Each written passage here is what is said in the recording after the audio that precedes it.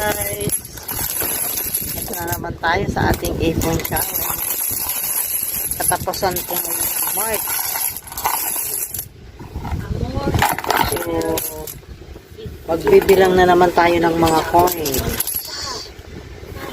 Pero nung March 20 ay nabawasan na po namin yan dahil kumuha kami ng pambayad namin sa mga dapat bayarin.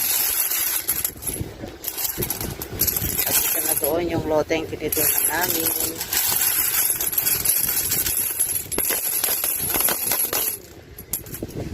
At so, see you later guys pag nabilang na namin ito.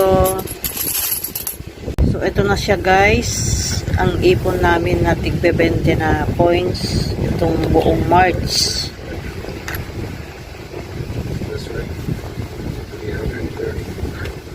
1, 2, 3, 4, 5. 5,000 ito. Plus ito. 1,000 to 400, 600, 800. Ilan tong ano? 1, 2, 3, 4, 5, 6. 120. 120 yung sobra. 6,800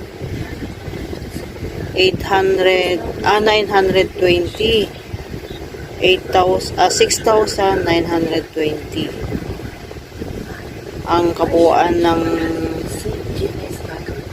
naipon namin kasi yung March 20 ay nagbukas din kami kasi kumuha nga kami ng pambayad.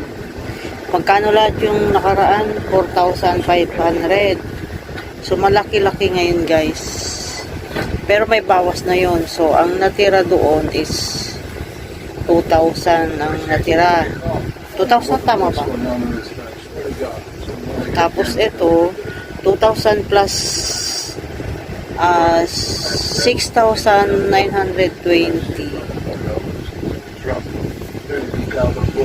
Nakwenta ko na.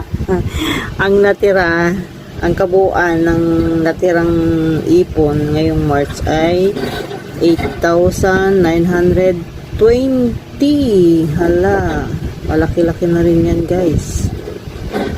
Pero tuloy-tuloy pa rin tong aming pag-iipon. So ayun lang guys. Thank you so much for watching.